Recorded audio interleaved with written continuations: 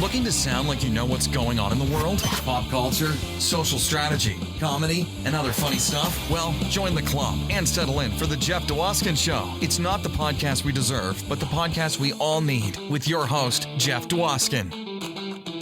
All right, thank you, Ned, for that amazing introduction. You get the show going each and every week, and this week was no exception. Welcome, everybody, to episode 100 of Live from Detroit, the Jeff Dwoskin Show. As always, I am your host, Jeff Dwoskin. Glad to be back to celebrate 100 episodes with you. Can't thank you enough for coming back week after week. And here we are serving up episode 100. This episode contains 432 extra calories than a normal episode. But don't worry, you can go for a run after and work that right off. It's going to be totally worth it, I promise. Our guest for episode 100 is actor, singer-songwriter Ronny Cox. That's right, Ronny Cox. You loved him in Total Recall as Cohagen, Beverly Hills Cop 1 and 2, RoboCop, Star Trek The Next Generation, and of course, Deliverance, and so much more. It's an amazing conversation with one of the greatest actors of all time. So many great stories. I can't wait for you to hear it, and that's coming up in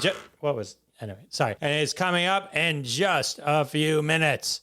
This journey of 100 episodes has been so amazing. When I started the podcast, I had no idea that it would take me this far and I'd be able to meet so many cool people. It's really exciting. One of the cool things about the Ronny Cox interview coming up is in December, I talked to Billy Van Zandt. We did a whole TAPS retrospective for the 40th anniversary of TAPS. Ronny Cox was in TAPS, and so we talk about that, and I get a little bit of it from Ronny's point of view as well. So it's always cool to be able to talk to different people who are involved in the same project and get different points of view. So I'm sorry, there's like a noise, and I normally try and filter them all out. Anyway, so I'm really excited. Thanks to everyone who supports the podcast every week. I really appreciate it. I love hearing from you on Twitter and the DMs and the emails. Means so much. I'm sorry. Do you hear that?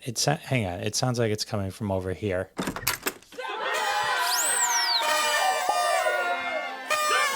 Oh my God, a party for me? All right, Jeff, you son of a bitch. I'll see you at the party. Arnie, this is the party.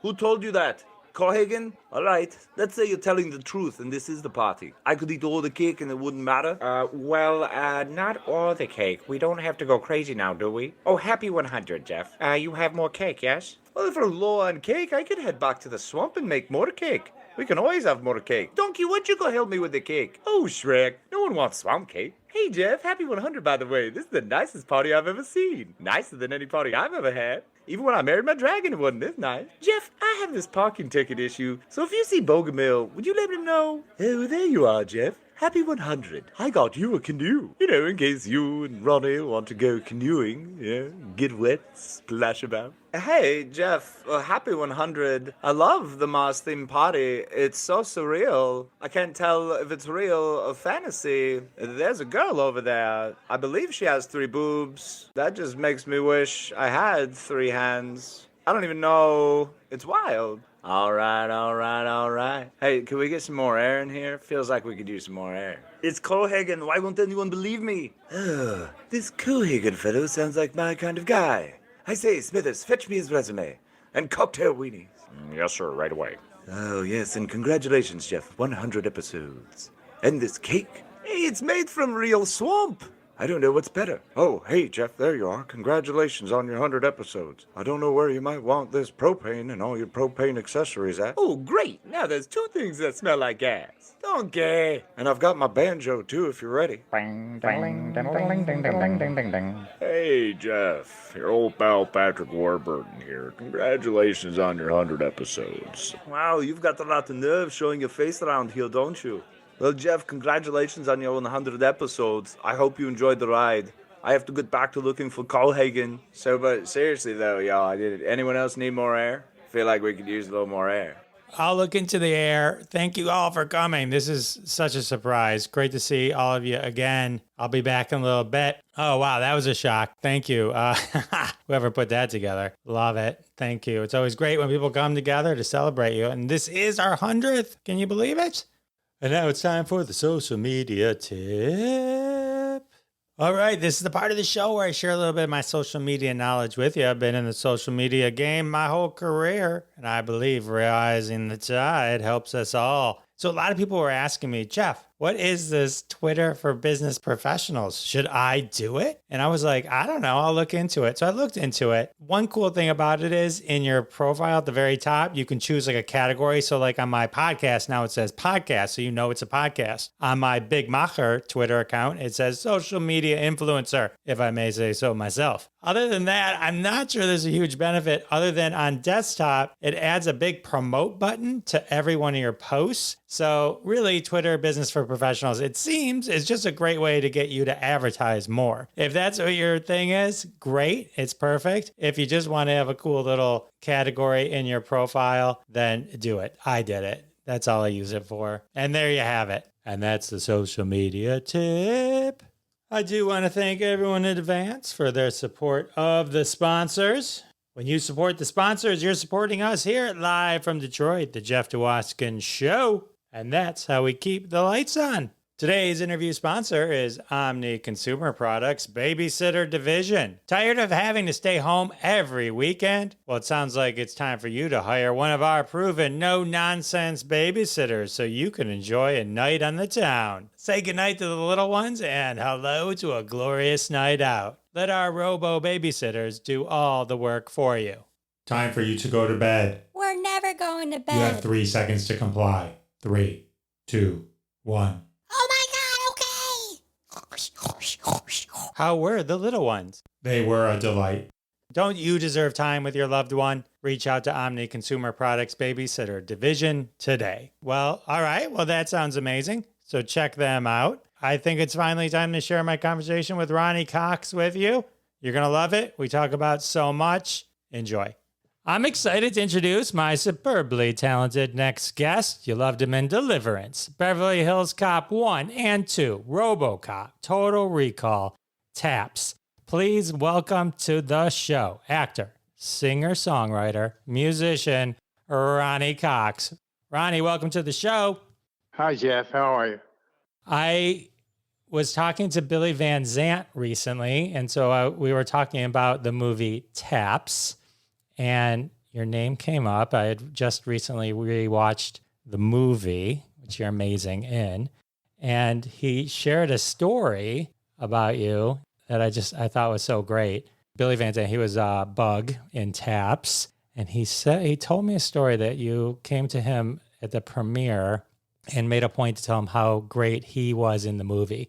Because a lot of it was about Sean Penn, Tom Cruise, Timothy Hutton. I thought that was a very touching story. Kind of speaks a lot to your character. And I thought that was awesome. Yeah, it was funny. You know, everybody talks about Sean and Tom Cruise because it was both their first films. A lot of people don't realize that Sean Penn, that was his first movie. And a lot of people think it's Fast Times at Ridgemont High. And a lot of people think that Tom Cruise, that he'd had both their first movies. Right. Yeah, it's an incredible first outing.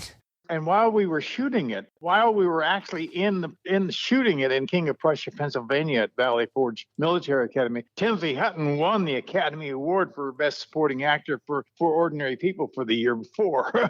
I know that must have been quite a celebration then with all of you guys. Yeah, I'll tell you something else you might not know about that. In many ways, George C. Scott wanted to play my character because obviously the best adult male character in the film is Colonel Kirby. But if George C. Scott plays the colonel, who do you get to play the general? Yeah, he was kind of perfect for the general coming off of Patton. Exactly. I think you both ended up in the perfect spot. Well, speaking of roles, though, Billy had mentioned to me that like Tom Cruise wasn't originally that character either. That was somebody else, and they moved Tom. No, he was not. As a matter of fact, Tom Cruise, he was sort of an extra kid. We got to King of Prussia a couple of weeks ahead of time, and they were doing drills with all of the kids. And there was another kid playing Tom Cruise's role. And during the course of the cadets, the actors doing the drills and stuff, there was one kid that was just doing it better than anybody else, and it was Tom Cruise. So they started occasionally giving him a line here and a line there, and then pretty soon they just moved him into that bigger role of Sean. Yeah, Tom, I think he was only about 18 or 19 years old at that time. That was young. It was, like you said, their first roles. They all crushed it. Amazing performances all around. Yeah, I've done 3 films with Harold Becker, and I just think he's a masterful director, and we had a good time doing taps there in Pennsylvania. I recently watched, how do you say this? When I think of you in movies, the first comes to mind is Total Recall and RoboCop, the baddie phase. I admittedly had never seen Deliverance, but I also didn't feel I could talk to you and not have seen it. So I just watched it. And wow, it's a really great movie and you're incredible in it and completely different character. I think you refer to it as the beginning of your Boy Scout period before Paul Verhoeven got his hands on you and turned you into a baddie. But wow, that was an amazing first film. And what an amazing cast. Ned Beatty, Burt Reynolds, John Voight. Well, I don't know if you know this or not. It was Ned Beatty's first film, too. Well, you both kind of nailed it out of the park. So And we were cast totally independently of each other, and they didn't know we knew each other. And we'd been best friends for 8 years and had done about 20 or 25 plays together. And so Ned and I were best friends we met in 1963. At Arena Stage in Washington, D.C. And I don't know if you know this or not. You know, originally they wanted to cast Deliverance with pretty much all unknown actors or relatively beginning actors. And I was the first actor they found. They tested me out here in California. I was living in New York, but they flew me out to California. And then a couple of weeks later, they tested Ned in New York. And because generally in the films like this, you cast the 2 guys above the title before you cast the 2 guys below the title. They found me first, and then they found Ned. And then we waited around 2 or 3 or 4 more weeks for them to decide on John Voight and Burt Reynolds for the other 2 roles. So that never happened before. And like you said, Drew, my character, was this sensitive, nice guy. And in many ways, I can tell you, because you said that Paul Verhoeven, you had always seen me as a bad guy. Well, for about 15 years after Deliverance came out, or 12 or 15 years, I got cast as only Mr. Nice Guy because my character was the sensitive one, and that gets equated with weak out here in California, or did back in those days. And so for me, I never got those bad guy roles, those roles that are so much fun to play, because I was considered what's called a soft actor. The sensitive, if you played soft and sensitive, you weren't. And in many ways, Paul Verhoeven cast me as Dick Jones in RoboCop because he wanted to trade on that residual good, because I'd been playing all these Boy Scout nice guys up until then. And he wanted people to think when Dick Jones came on the screen that the audience would say, oh, here's a nice guy. And then when he turned out to be evil and bad, made him twice as bad. And I think that's a brilliance of Paul Verhoeven finding that a way to turn that through as well on people. That is a masterclass in understanding personalities and how the audience is going to react. Exactly.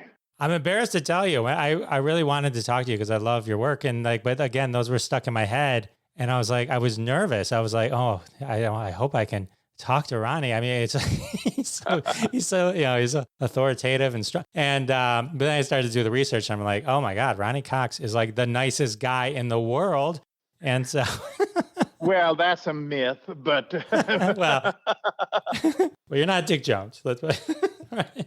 Okay, so, all right, so Deliverance, this sort of ties into a little bit of your music, which we can thread throughout and kind of end with, because I love that you kind of followed your passion into music. You were hired on Deliverance partly because of your ability to play guitar. Yeah, now don't get me wrong. I'm not a bluegrass picker, but I put myself through high school and college with a rock and roll band. And I was cutting records.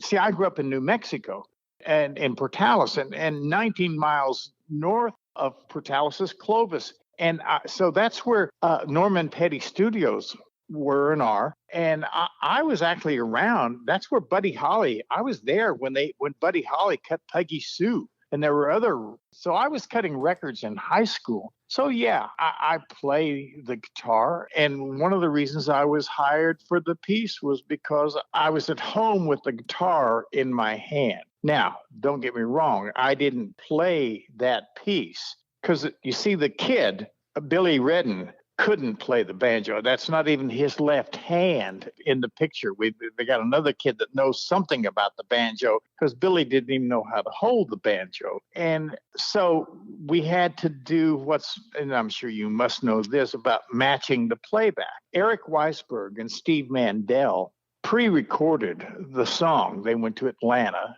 and recorded the song. And then when we were filming the scene, they would slate the camera. And then once they called action, then they would turn on the thing. And then Billy and I would hopefully match the playback. Since Billy didn't even know enough about the banjo to play it, John Borman wanted to be able to cut to someone's fingers playing the right notes. And so Steve Mandel, who was the actual guitarist, taught it to me note for note. So if you go back and look at the film, I matched the guitarist playing it. I'm playing the absolute right notes. It's just that did I play it? Yes. Is that me on the soundtrack? No. And did it cost me about $1 million? Yes. Oh, because you would have been on the soundtrack. Now, speaking of which, I read, I like to look for some random trivia stuff, that Dueling Banjos, composed by Arthur Smith, the song was originally put on the soundtrack without his permission. Well, yeah. See, for years, Warner Brothers, in the original credits, it said Dueling Banjos was a traditional tune arranged by Eric Weisberg and Steve Mandel, and they didn't want to pay royalties. Now, Arthur Guitar Boogie Smith wrote that piece, and he called up Warner Bros. Hey, that's my song. He had to take them to court, and it took them 5 or 6 years to work out. And so if you see the new versions of the credits, it credits him, but the original credits, the original title of the piece is Feuding Banjos, and it was played by 2 banjos at a folk festival, a 4-string banjo versus a 5-string banjos. And these 2 guys traded licks back. And a group called the Dillards had recorded it ahead of that time, too. So you can see why Warner Brothers thought that maybe it was a traditional song, but Arthur Smith wrote the song. Well, I got to say, it looks like you're playing it. They did a great job editing. And I went back. I did in my research learn about the left hand being not Billy Redden's left hand. Can't really tell in rewatching it. What kind of goes through your mind, or how do you feel about being part of, especially since it was like one of the very first scenes of the movie, of your first movie, to be in one of the most iconic scenes of like any movie? Well, here's the thing that you got to know. Not only was that my first film, that was my first time in front of a camera. And we shot the film in sequence. So that was the very first scene we shot.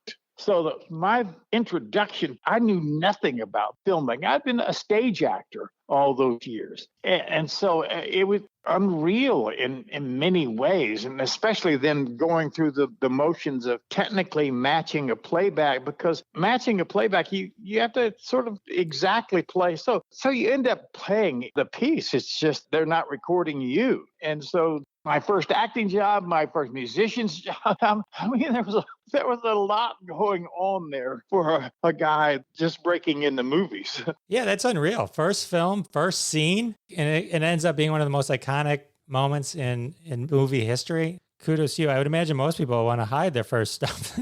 Yeah, well, and not only that, when the film came out, no one thought that Dueling Banjos was going to become a big hit song. So there wasn't even a record available. When the film came out, they actually played the scene from Deliverance, the Dueling Banjo scene from Deliverance, twice on the Ed Sullivan Show as a variety act because there was no one around to go and play it. There wasn't a record. That's incredible. So a couple questions on Deliverance as well, it being your first movie. One is, I watched the movie and I'm thinking to myself, wow, it's amazing that Ronny Cox even wanted to be in movies again after having to spend all that time in a canoe in that water. That must have been an insane shoot. And then as a follow-up question to that thing with your arm. Well, the things about the canoes, we did all the canoeing ourselves. There are no stuntmen in that. So we did all that. And my arm coming out of place. See, the original concept that John Boorman had in mind was when they were after Drew was killed, when they find Drew, John's idea was that they were going to find Drew face up in the water with his eyes open. And so I was being fitted with false eyeballs so that it could look like my eyes were open under the water there. And while I was being fitted for that, I said to John Boorman, I said, John, I can do a sort of weird thing with my shoulders. And he said, well, let me see. And because see, I had polio when I was young, and my shoulders come out of place. That's actually my arms that's like that. Everybody thinks it's fake, but it's not. It's actually me. I'm old now, and I can't do it as well. But in those days, I could do it at will. And so I showed John that, and he just fell down. He just thought that was the greatest thing, the best way to find Drew. And I can tell you, Mike Hancock, he was a makeup artist, and that was one of his very first films. Now, Mike went on to have a big career. He was Morgan Freeman's makeup artist for years, but they'd hired a young guy. There was very little for makeup artists to do. So all Mike Hancock had to do was put some blue makeup where it looked like my shoulder, it was bruised, come out of place. And so when the film came out, everybody thought that he had done some sort of fantastic prosthetic or something to make it look like that. And everybody would come to him and say, oh, Mike, how did you do that? And he said, trade secret, I can't tell you. He goes on to win the Academy Award for, and then you're like, no, it was me. I got to say, finding you that way in the movie, it was so impactful. I mean, like, to find you all twisted like that, it seems so real. And another thing that sort of paid off, I read a sort of learned Tracy's review of the film, and when the guy picked up on this, and I think that sort of subliminally got through, is Dueling Banjos, the guitar hand they find the guitar neck broken, and they find Drew's arm. So sort of thematically, it just sort of tied everything together. It ended up being a sort of, an important image. Oh yeah, it stuck with me. I thought it made them finding you just so powerful. It added so much versus just if you were just floating there against the log or something like that. Yeah. So Burt Reynolds. Burt's like big on TV at this point, but this is also not his first. This is what launched him as well. Burt, back in those days, it's not so much these days, but in those days, if you were a TV actor, you were 2 or 3 cuts below a film actor. And see, Burt had been in television. He'd been on Gunsmoke, and he did a Dan August and Riverboat, a couple of things like that. But he was kind of known as a TV actor. And I got to tell you, every actor in the world wanted those 4 roles. And so it was a big feather in his cap that Burt got that role. But 3 things happened that year that sort of launched Burt. Because like I said, Burt was known as a TV actor. But he did Deliverance, and people realized, holy, this guy is really a good actor. This is a great actor. And Burt Reynolds went on The Tonight Show for the first time, and people realized how funny he was. And he did The Centerfold. And those 3 things that year just sort of pushed him, and he became #1 box office in the world right after that. For a long time. Yeah. It's always amazing just to kind of see how all the dots connect. I know you said you were great friends with Ned Beatty. I know you worked again with him in Captain America in 1990. Did you do anything else with him? Yeah, we worked together in Gray Lady Down too. We did the Bell Telephone Hour production of Our Town, which won the Peabody Award together with Hal Holbrook. Ned and I, like I said, he was my best friend from 63 on. He died a year or so ago. But Ned and I have remained really close friends throughout our lives. That's great. It's a nice story, and it's great when you have someone that you can kind of experience everything you guys were both experiencing in Hollywood. All right, so you were president in Captain America. You were also president in Murder at 1600, where you got to punch Alan Alda. Yeah, I was also president in Martians Go Home, and I was also ended up president. I think I ended up being president on Stargate. I played the president about 4 or 5 times. Fabulous president. And captain of the Enterprise D when in Star Trek The Next Generation. Well, Captain Jellico saved their ass on there, if you want to know the truth. They made Troy put on the uniform, for God's sake, and brought a little discipline to that ship. Yeah, you were strict. The crew didn't love you. But what are you going to do? Picard was captured by the Kardashians. What you going to do? Actually, he served Captain Jellico. I don't know if you know this or not, but those 2 episodes, the chain of command of the names that are those 2 episodes titles, and they're the 2 highest rated in viewership of all the Star Trek Next Generation. And people love to hate Jellico, but Jellico, he served a number of really good functions for that show. For instance, Troy, she didn't want to wear that. Getting her out of that, making her wear a uniform was at her request. And also, they didn't like internal conflict on the show, so they never could have other characters bickering back and forth with each other. And so by me taking on Riker, they could deal with that. And then one of my favorite things, I don't know if you know this or not, Jellico made them take the fish out of the ready room. And that was a direct perk for Patrick Stewart, because Patrick Stewart had always objected to the fish being in the ready room. He had said, look, we're doing a series about honoring the species of all the known universe, and we've got captive fish in a ready room? That's anathema to what we should be standing for. But the producers love production value of being able to shoot through the tank, so they didn't want. So when Jellico came on and said, get those fish out of there, that was a perk for Patrick. Well done. Oh, man. So did you get a lot of letters for that? Like, did people, the fandom? No, the most letters I ever got vilifying me, I got more hate mail from Cohagen kicking over the fish tank in Total Recall. Well, yeah, because you got a thing against fish, it seems, and people were just we're done with this. And the thing is, we didn't lose a single fish. We had a catch that. So when I kicked over that thing, I kicked him into another tank, and we didn't lose a single fish. But boy, did I get mail. Killing people, depriving them of air was not nearly as bad as kicking over the fish tank.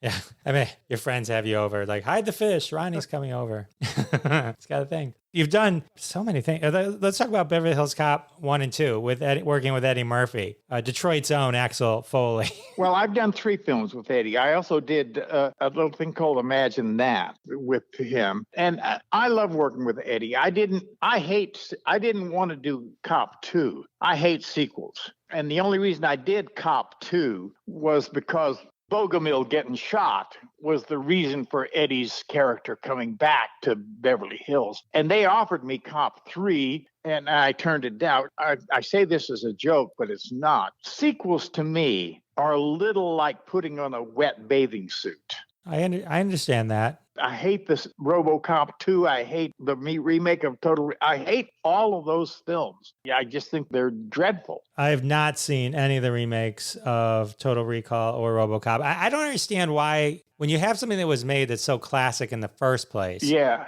Well, they wanted me for RoboCop 2. They called me up and they said, Ronny, we're doing RoboCop 2. And I said, yeah. And they said, do you want to be? And I said, don't you realize I just got shot out of a 40-story window? And they said, no. We fixed up RoboCop. How about if we fix up Dick Jones and we'll make him a robo-villain?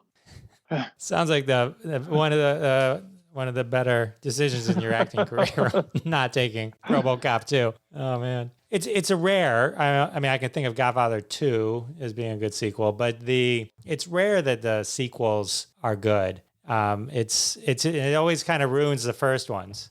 About the only one that I can think of where I like the second one better than the first one, and I like the first one. I love the Godfather 2 a lot. Godfather 2 is great. Did you see Godfather 2 before Godfather 1? Or did you see him in our? No. I saw. We were in competition with Godfather 1 for Deliverance, and reason we didn't win anything for Deliverance was because that was the same year as the Godfather. Oh, okay, all right, timing. So I saw Godfather when it came out, but then I saw Godfather 2, and Godfather 2 is fabulous. Now, Godfather 3 we won't talk about, but there you have it. They kind of retooled Godfather 3 recently. I haven't seen it, but I agree with you. 1 and 2, I think they both won the best Oscar too. But yeah, 1 and 2, those are two of the best movies in general. But yeah, in terms of sequel, I hate when they try to make comedy sequels. Those never work. I don't see them. Yeah. Well, sometimes you hope, Like maybe Wayne's World 2 will be as funny as Wayne's World. Anyway, all right, so you hate sequels. So I guess I won't ask you if you're going to be in the new Beverly Hills Cop 4 on Netflix. You kind of answered that. No, I am not. When I was doing Imagine That, the producer on that had the rights to Beverly Hills Cop 4 and asked me to be in it then. And I said, no. Does the term fat chance sweetheart mean anything to you? You got to keep the classic things alive. It's just unless it's like so great, it ruins, I think, the original ones. It makes you not enjoy them as much or go back to them as often. All right, so working with Eddie Murphy was awesome. You worked with Richard Pryor in Some Kind of Hero. Oh, I loved work. Richard Pryor and I became really, really, really good, close friends. He was one of my closest friends, other than Ned Beatty. Maybe my closest other acting friend in the business was Richard Pryor. What a fabulous, and the film we did was the one he did immediately after he'd almost burned himself up. And he was in a really kind of fragile state it was called Some Kind of Hero, with Margot Kidder was in it as well. I really loved doing that. And I did that film immediately before I did Taps, because I remember we did a thing. I don't know if you know, oftentimes when they shoot telephone scenes, they shoot one side. They shot my side of a telephone conversation with Richard's character. And I was in my office and we shot my side, but we had not shot his side by the time I finished my work on there. So we still had not shot his side of that scene. And so I went off to King of Prussia to do Taps. And I don't know if you know this or not, the worst thing to do, if the other actor is not there, the actor is having to say the lines, and they're having the feed lines are fed to him by the script supervisor. And there's nothing worse than acting with a script supervisor that's there. So when it came time to do Richard's side of the scene, they set that up, and then they called me in King of Prussia, and I got on the phone and I played all of the scene with Richard on the other end of the phone.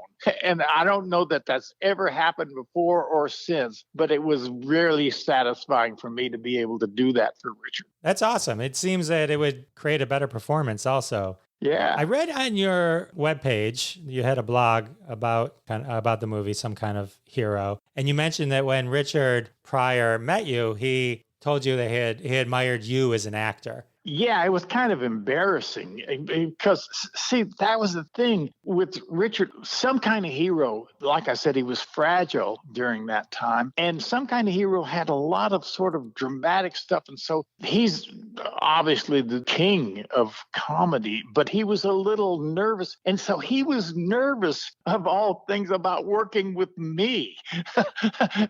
and it was kind of embarrassing for me. Here's the most fabulous actor in the world being nervous about working with me. It was kind of, well, like I said, it's kind of embarrassing. But it also has to feel kind of good that like this icon looks at you in such a way. I know then you converted that into a friendship and that probably all leveled out. But but in the beginning, just to find out that, oh, this person thought so much of me it's gotta hit you inside a little bit. Yeah, it does. Well, that apropos of that, I don't know. And this was equally embarrassing. I don't know if you know, Patrick Stewart's big breakthrough role was Excalibur, which was directed by John Boorman. What I didn't realize is that one of Patrick Stewart's favorite movies in the world was Deliverance. So when I got that role of Captain Jellico on Star Trek, the first day I showed up to work, here's Patrick Stewart, and he comes in, and Patrick Stewart sort of stops and said, and he started shouting to all the crew guys, "I'm working with Ronny Cox. I'm working with Ronny Cox. I'm working." It was totally embarrassing that he was going off about him being getting to work with me. Go figure that out. I think that's awesome. It's fun. It's got to be touching to find out that you touched somebody like that, and especially someone that you probably admire, as an actor and think highly of, that they already thought that of you as you walked in the door. I think that's awesome. Yeah, well, it was pretty embarrassing. No, I understand it. The humility, you're being the humility of it, but but it's cool to know on the higher level that you touched someone with your work, and that they appreciated you so much. So that's pretty cool. I know we touched on RoboCop, and then the other movie you did with Paul Verhoeven, Total Recall, with Arnold Schwarzenegger. Yes. How was working with Arnie?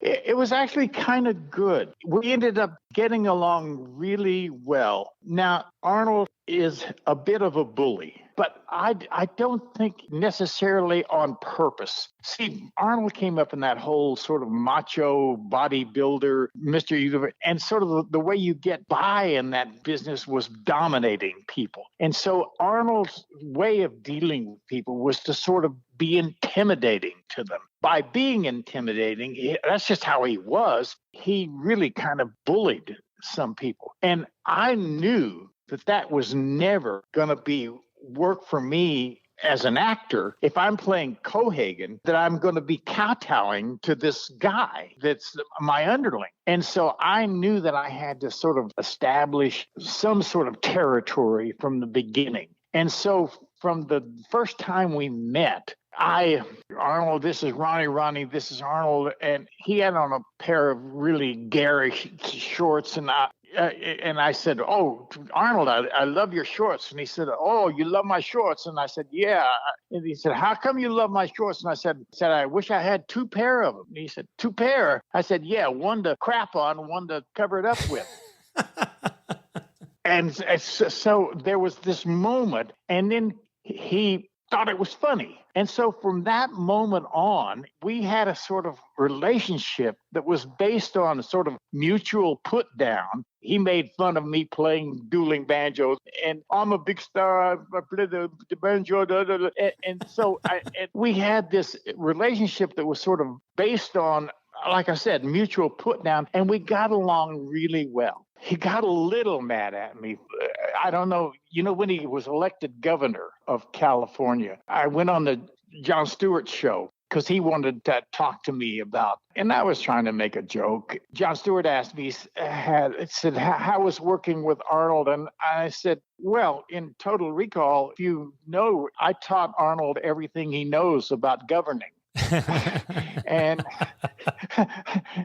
and so Arnold didn't think that was so funny. So, well, I think it's funny. Well played, sir. Well played. So, and then I read that we mentioned Captain America earlier, but you were doing that at the same time as Total Recall, and you were like flying all over the world doing both. Yeah, we were shooting Captain America in Yugoslavia, and we were shooting Total Recall in Mexico City. So I was flying back and forth between the two.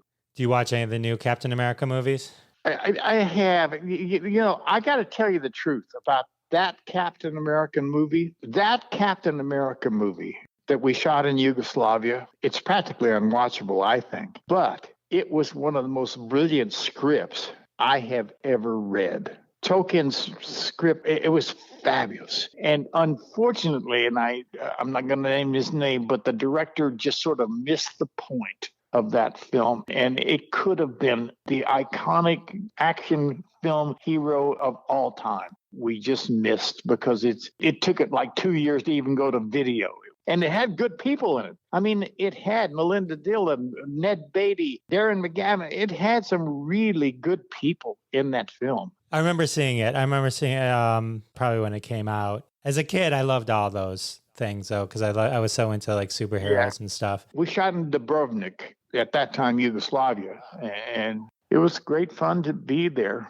The other interesting item on your one other interesting item on your IMDb is Cop Rock, which I mentioned also because I read that this was sort of where you started pivoting and deciding to kind of go more in the direction of music. Absolutely. I'll tell you the truth. And you can check with any of the guys, people that were on Cop Rock, from Bochco to all the actors, everybody that's worked on that film. That may be the most enjoyable show I've ever worked on in my life. Now, it failed miserably because it was 20 years ahead of its time. Who heard in 1990, who heard of cops all of a sudden breaking into song and stuff? But the music was all composed by Randy Newman, and we did 5 live songs every week on the show. You know, there were 13 or 14 of us that were regulars, and so no one works every day. It's the only project I was ever in where I went to work every day, whether I was called or not, because it was so fascinating. And while we were doing that series, I realized how much I missed the music in my life. When it closed, I turned down all acting work for a couple of years and went to Nashville and managed to get a record deal at Mercury Records. And I did a record there. It got really, I won't go into it too much. It got really great reviews, but sold maybe 4 copies. I mean, I'm not a country artist. I'm really more of a folk artist. It took me another 2, 4, 5 years to find the folk music community, but that's what got me back into music. I made a decision about, 10 or 12 years ago that I wouldn't let any movie or television show interfere with any music gig that I already had booked. Now, don't get me wrong. I don't like playing big. I'm a singer, songwriter, storyteller. And so I like smaller, more intimate venues. And that's what I seek out. And so I'm not in it to make big money or to be big stardom. See if I can explain this. I love acting and I'm good at it, but I love the music a little bit more. And I can tell you why. With acting, no matter what kind it is, movies, television, plays, you name it, there is and must be that imaginary fourth wall between you and the audience. You can't step through the camera and talk and interact with. Even if you're doing a play, you have to stay within the confines of the character and the play. Whereas the kind of show I do, it doesn't always happen, but the kind of show that I'm interested in doing is there is a profound possibility of a profound one-on-one sharing that can take place. I want my show to feel like it used to be when we were kids in the living room or the front porch, or just sharing songs and stories and stuff with our friends. And so because of that, I don't like to play venues more than 300 or 400, 500 people at the most. And sometimes I play house concerts that only have 40 or 50 or 60 people. And so what I do, let's say it's an audience of 500 people. As soon as they open the doors, I go out and I meet with the people. And I want to have as much personal contact with the people before the show starts, so that by the time the show starts, there's already a sort of rapport that I have with the audience. And I got to tell you, that is an opiate that is undeniable. I can relate. I do stand-up comedy, so I kind of understand on the level of you get up there, you have your songs you've written, I have my jokes that I'm going to do, but there's sometimes just things that happen in that moment, or you connect with someone or something happens, and it's just the most amazing, this is never going to happen again moment, and it just makes it so special. Well, and I can tell you another aspect of that. And I give seminars sometimes at Folk Alliance concerts about this, of encouraging people that do the smaller venues like me to do this, because, we all need to prepare ourselves to do the show, warm up and do all that kind of stuff. Now, I do that. I just do it earlier than that because I'm there. As soon as they open the doors, I'm there meeting the people. And so when people come in, the people that closet, there are certain other people that closet themselves away. Those artists closet, and they come out, and whether they want to admit it or not, they're relegating themselves to starting with second-rate material because they're coming out. The audience is a stranger to them. They're a stranger to the audience. They're not about to do their best stuff until they get the audience warmed up. Now, don't get me wrong. Their second-rate material may be better than my first-rate material, but I can start with whatever I want to because I've already established that relationship. I understand that. It makes perfect sense. Exactly. It's like sometimes, like if I come out on stage, comedians they'll come on stage and they can reference something that just happened. And then there's that moment where that they just were referencing either the previous comedian or something that happened in the audience, and they connect that fast, and then they go into it. You've sped up how fast they're going to become part of the show. Well, and as you know, too, that if something screws up and you somehow own that, because rather than turning the audience off, it endears you to the audience because it makes it, they know they're in on something that happened, that this is not part of it. I'm a big believer in owning your mistakes.